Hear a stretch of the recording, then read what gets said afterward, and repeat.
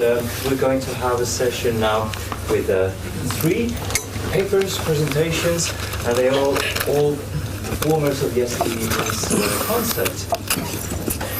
And we'll come back to that, just some practical information. So it's 4:45 now, and we'll keep this session not the full 2 hours as well, but just a little bit under, so that at 6:30 we can close it. And the barbecue people, the case of the barbecue, should be having their food ready, as it's called, food ready. So the chocolate should be hot then. Yeah? Right. And so for the 3 presentations here, the first one is going to be by Dixon+Koh and Dixon. I think they do a shared presentation. And then after that we have Rennick first. Rennick and then Stefano. Okay. There you go. Thank you very much. Good. Okay, so I'll just make sure this is up. Okay, so this year Joyce and I collaborated to create a multimedia theatre interpretation of T.S. Eliot's 1922 poem, The Wasteland, and many of you, I think, saw the part that was shown last night. So we're going to read a sort of formal paper here rather than do lots of PowerPoint, but we're also going to show some clips so we can hear the music and see what we did with it as we look through little case study moments of the piece, and nothing that you saw last night, so new bits for you. Okay, so the 50-minute performance features me as a live performer and then a complete pre-recorded sound design by Joyce. And this is linked to a projected full-length movie. On stage, I recite and begin to relive the poem, accompanied by the atmospheric and complexly layered soundscape.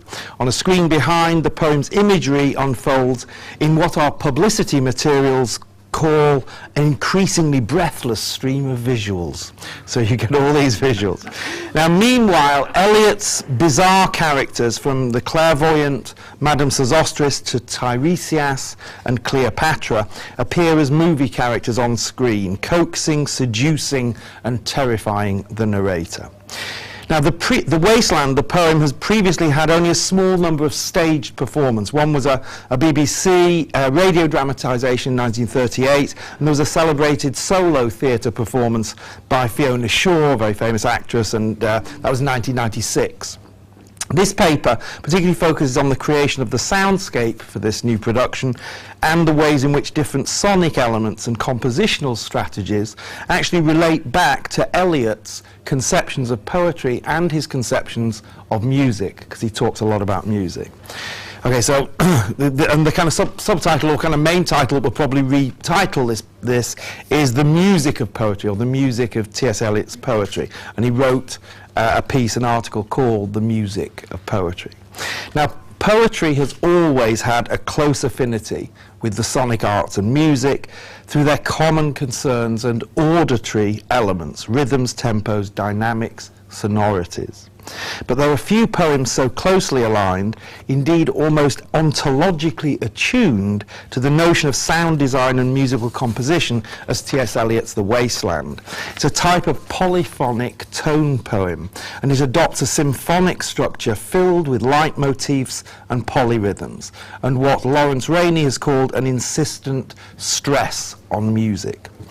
Using a fragmented mosaic structure brimming with cultural allusions, the poem's abstracted, ambitious, and inspired composition might be argued as a direct literary response to Walter Pater's famous dictum that all art constantly aspires to the condition of music.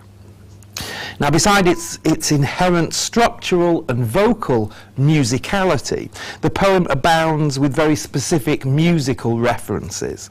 The themes, and indeed the arias, which are quoted literally sometimes, of 3 of Wagner's operas, are insistent leitmotifs, while there are direct quotations and references to ragtime songs, water music, whisper music, singing children, nursery rhymes, whining mandolins, bird song, and as you'll have seen last night, a record placed on a gramophone to restore normalcy following a loveless, violent sex scene.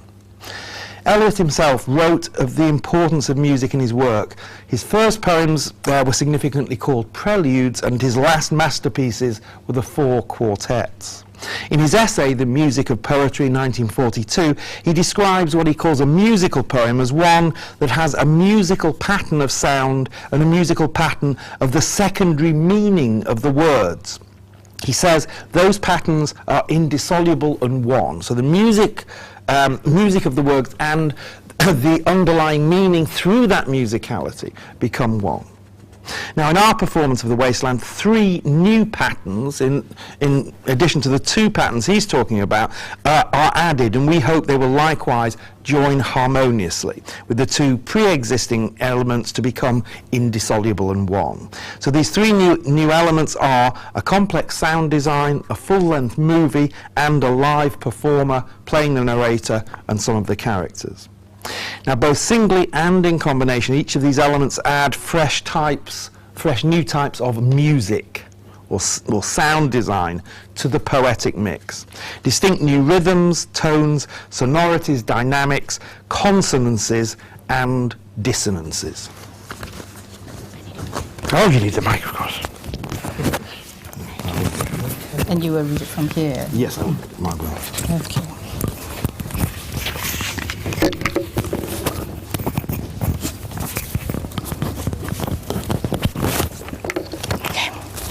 Strategies of composition.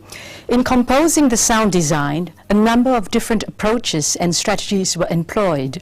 Some involved close textual analysis and conceiving sonic responses to images, symbols, and meanings, both explicit or implied meanings. Others adopted a more intuitive and free-form approach of associative thinking and oral imagination. One of the starting strategies was to analyze the poem in relation to its specific musical allusions and references. A primary aim was to identify features that are intrinsically musical or directly reference musical scores and genre, as well as words or stanzas that potentiate musical manipulation.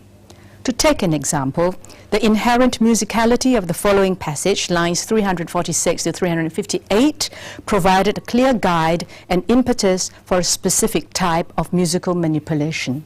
Okay, so the few lines here. If there were water and no rock, if there were rock and also water, and water, a spring, a pool among the rock, if there were the sound of water only, not the cicada and dry grass singing, but sound of water over a rock, where the hermit thrush sings in the pine tree, drip, drop, drip, drop, drop, drop, drop. But there is no water. While the irregular phrase structure prompts the composer to respond with a mixed meter organization, the rhythm and the repetition of words, water, rock, drip, drop, also suggests a quick and lively tempo.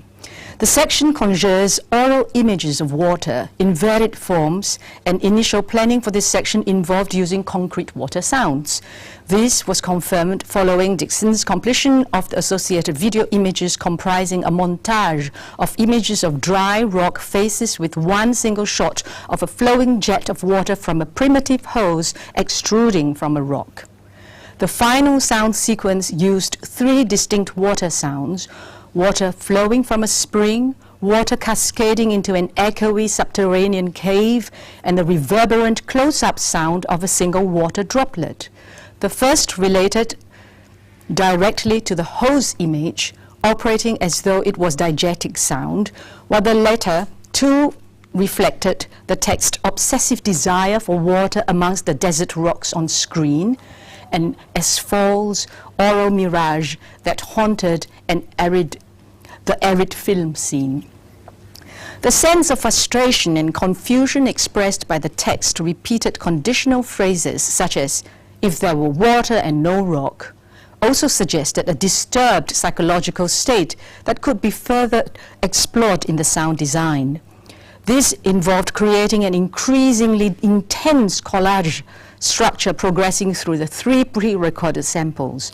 The movement from one to another became increasingly dramatic, not only by virtue of the changing tempi and characteristics of the sound of the water, but also through their associated emotional qualities: gentle gushing, hard splattering, ominous dripping. As the sequence builds, the final water droplet sounds are compressed and heard in increasingly quick succession, evoking the sense of accelerating distress and panic inherent in the text. The climax is reached as these rounded sounds become rudely interrupted by the intervention of sharp and jarring metallic sounds as a block of ice is smashed into a machine.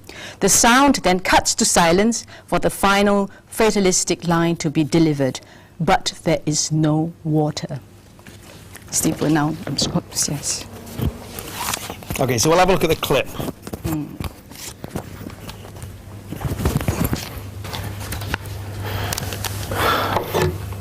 Oops. Okay. So I should know the lines, shouldn't I? I had to. We did this show in June. We did a kind of work in progress show in June where I learned all the lines, but I always forget my lines. And then I spent ages learning for last night, and I haven't learned these bits. Anyway, okay. Or hopefully I will remember. So we can take all the lights out. Sam, yeah? Okay, here we go.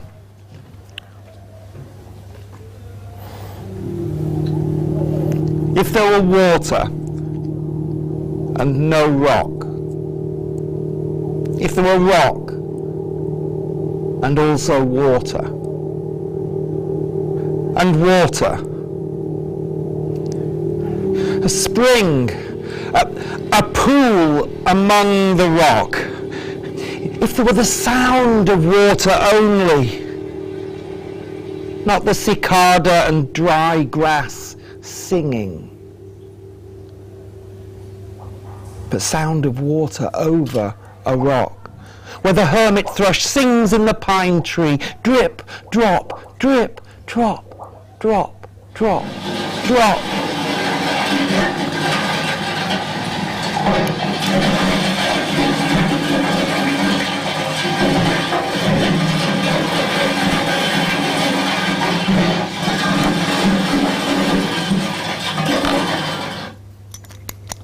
But there is no water.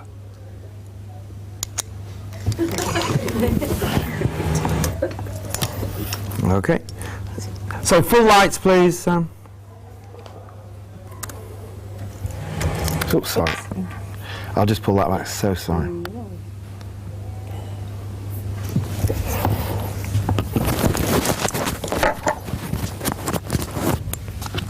Thank you.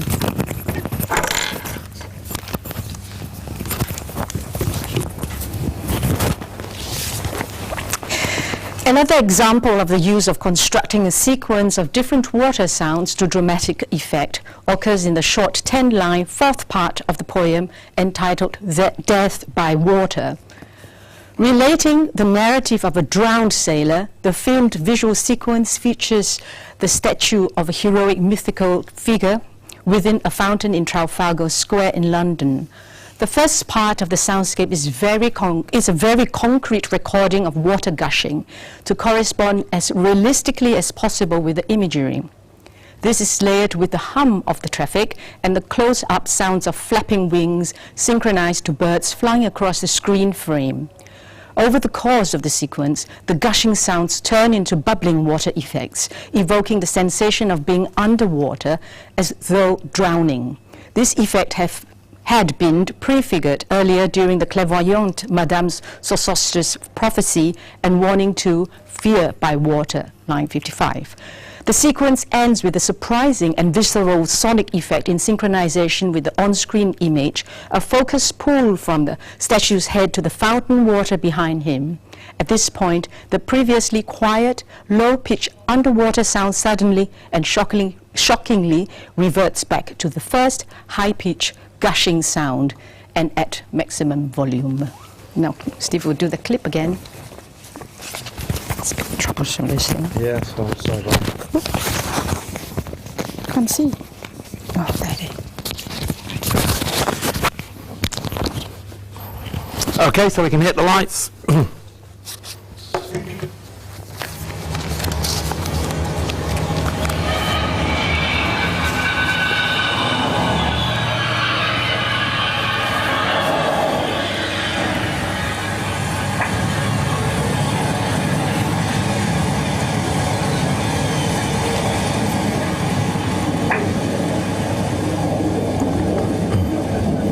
Phoebus, the Phoenician, a fortnight dead, forgot the cry of gulls and the deep sea's swell and the profit and loss.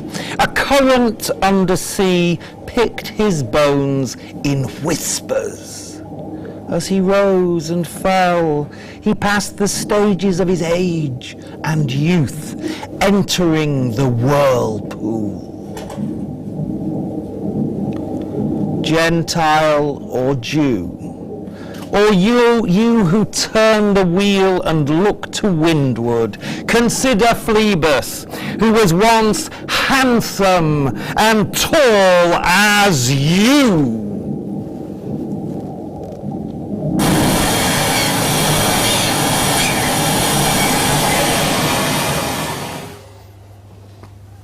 Lights, please. Good, thank you. Okay. Next section is on leitmotif. The water theme is one of the Wasteland's prominent leitmotifs, which also runs through the Wagnerian opera, so central to the poem's allusions and characters, from the songs of the mermaid Rhine maidens in Das Rheingold to the young sailor's opening aria in Tristan in Isolde. 4 lines of his song are quoted exactly, line 31 to 34 in Eliot's poem, and in response I took an exact quotation from a different part of a Wagner score. The double bass monody at the end of the prelude, bars 106 to 110, while in counterpoint on stage, Dixon sang the sailor's aria. The reasons for the musical choice were twofold. Firstly, the omnibus character and sonority of the low register is used as a premonition to the later scenes of the ill-fated passion and the images of the desolate empty sea. Old und leer das Meer, you got to change for me, line 42. Secondly, the contour of the melody with an expressive rise of an interval of a minor sixth evokes the erotic and sensual undertones of the Hyacinth Garden episode which follows. Instead of an exact quotation of the monody played by the double bass, it is transcribed for a synthesizer to accompany on-stage interaction with the on-screen character of the Hyacinth girl. The otherworldly synthetic quality suggests a breathlessness and heightened sense of reality, emphasizing this episode's exploration of youthful sexual awakening. Another key strategy was to use certain concrete sounds as recurring motifs, such as, just as Eliot has his own recurring literary and musical leitmotifs. Different samples of crackling fires were used to create a range of visceral and psychological effects. It is the very first musical effect heard in the performance, accompanying the poem's famous opening, "April is the cruelest month," opening. The sound is electronically processed in different ways, but continually evokes a sense of edginess and unease, providing an unsettling underscore to the first 18 lines in deliberate contrast to the film projection, which shows beautiful images of grand, rolling European landscapes through the seasons. The use of fire sounds within the score was later used as a metaphor for lust, and underscores one of the sections alluding to the mythological story of the rape of Philomel. Lines 97 to 103. Fire is itself a central theme in The Wasteland, which Clint Brooks has linked specifically to the sterile burning of lust. The fire sermon is the poem's third and longest section, which you heard last night, which concludes with the meditation on the inability to transcend earthly desires, Buddha's insistent chanting, burning, burning, burning, burning, and St. Augustine's plea to God to pluckest me out. Now, Steve, the last bit. Okay. All yours. Okay, so we're just going to finish by looking in kind of detail at a 3-minute section, and I'll possibly, we don't need to take the lights out. As I talk through, I'll just sort of show you the images, start to hear a little bit, and then I'll play the whole thing at the end. So this is, okay, so a 3-minute section of the poem's final section, What the Thunder Said, demonstrates the way that the soundscape is conceived to develop according to a very progressive and accumulative structure. No, just leave them there. I don't want blackout. Okay. A cumulative structure interweaving and interrelating both concrete and synthetic sounds, so using music concrete and synthesizer. Now, okay, so I'll start with the section where it talks about the hooded hordes of people. And these were interpreted on screen as scurrying ants in sort of macro lens close-up, accompanied by heavily processed synthetic insect sounds.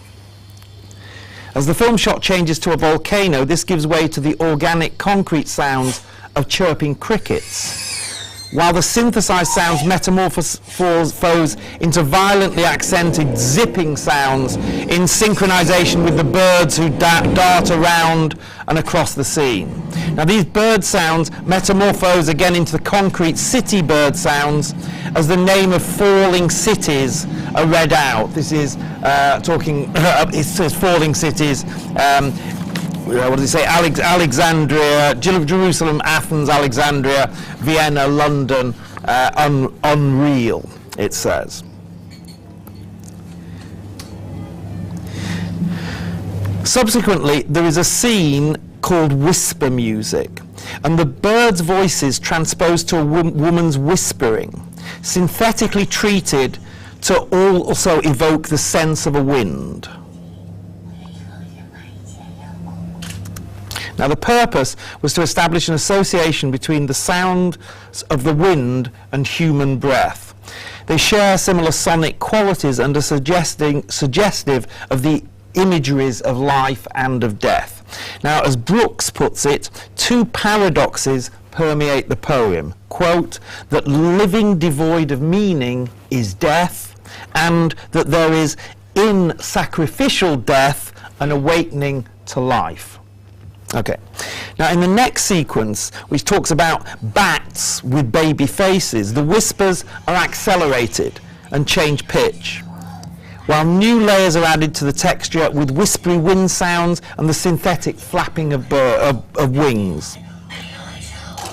By the end of the sequence, the woman's whispers turn into painful wails and deadly cries, in grotesque correspondence to the reference in the poem to, quote, voices singing out of empty cisterns and exhausted wells.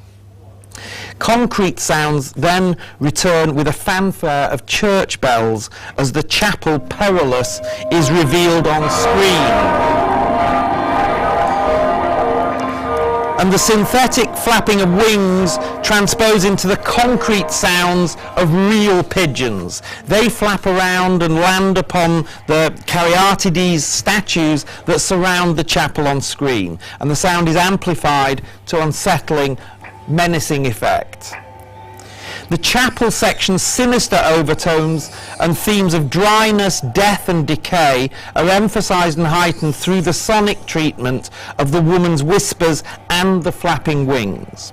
These two elements are then transformed and dramatically accelerated as the poem and film segues into the image of a cockerel, whose morning call announces a violent rainstorm. The woman's synthetic whispering metamorphoses into radically different type of vocalization, the concrete staccato squawks and clucks of the chickens, while the sound of flapping wings are slowed down and treated to become harder and more percussive, suggesting firstly a cockfight and then distant thunderclaps.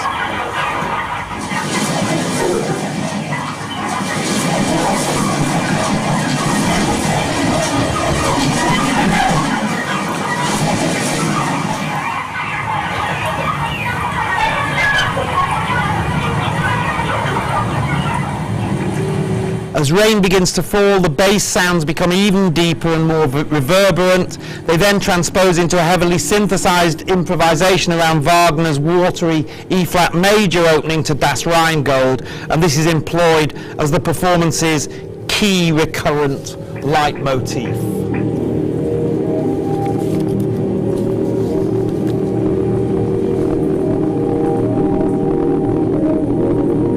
Okay, so we'll play it with the lines so you can see the whole thing together. Okay, so Sam, we can do it without the lights.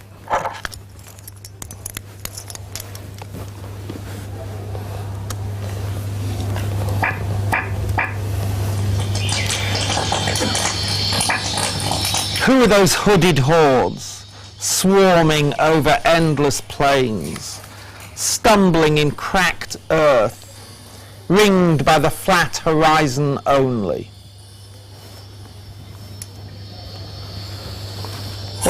What is the city over the mountains, cracks and reforms and bursts in the violet air?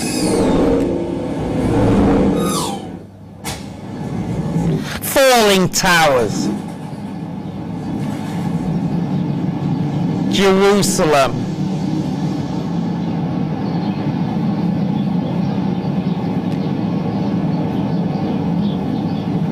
Athens,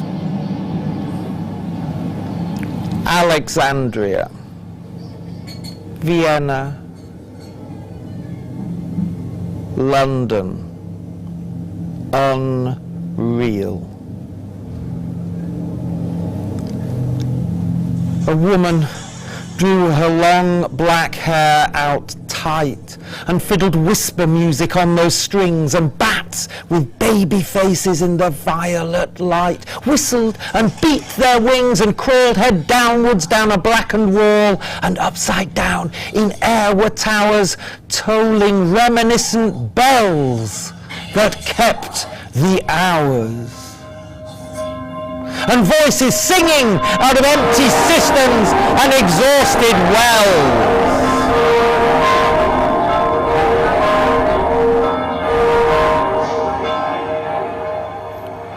In this decayed hole among the mountains, in the faint moonlight, the grass is singing over the tumbled graves. About the chapel, there is the empty chapel.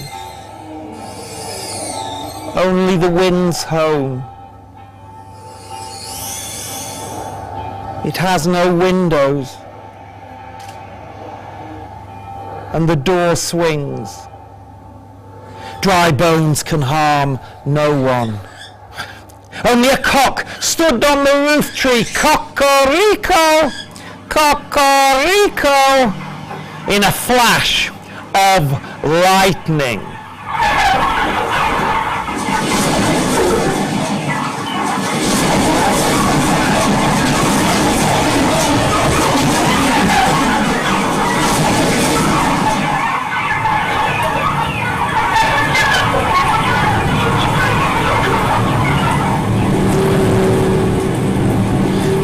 Then a damp gust bringing rain.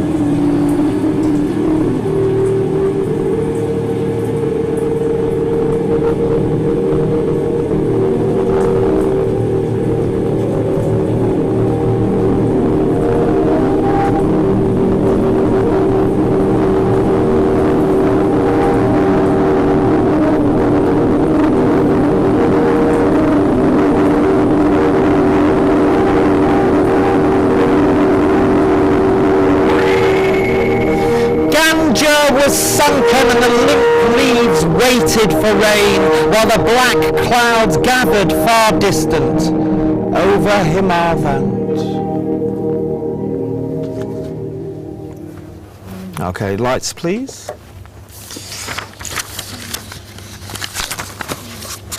Lights, Sam, yeah, thanks. Okay, in conclusion, Paul Chancellor suggests that what Eliot once termed the music of poetry is indispensable to the wasteland's meaning and, quote, Purely oral qualities such as rhythm, sonority, verbal orchestration and tempo are keys to unlocking its symbols, its ideas and its significance. Our production consciously sought to utilise sound design to provide further sonic layers which could enhance an audience's understanding and appreciation of Eliot's text and reinforce its currency and its relevance for a contemporary audience. In Chancellor's article, he describes Eliot's work as, quote, poetry in which two dreams cross, a dream in words and a dream in music. He also reflects that music offers a constant reminder to the reader that poetry is similarly a performance, and that only by experiencing it as complete, sentient, imaginative human beings can we arrive at its meaning. End quote. Now, while the meaning of the wasteland will always remain difficult and multifaceted, the extra dreams that we add of a sound design, a live performance, and a live performance recitation, and a parallel movie intersect and cross over the two dreams that Chancellor conceives as central to Eliot's work. The aim and her hope is to interact, commune with, complement, and uplift Eliot's language, characters, and images. We hope to create a distinctive and meaningful new articulation, a rich and compelling audience experience, and a performance that celebrates and encapsulates Eliot's notion of the music of poetry. Thanks.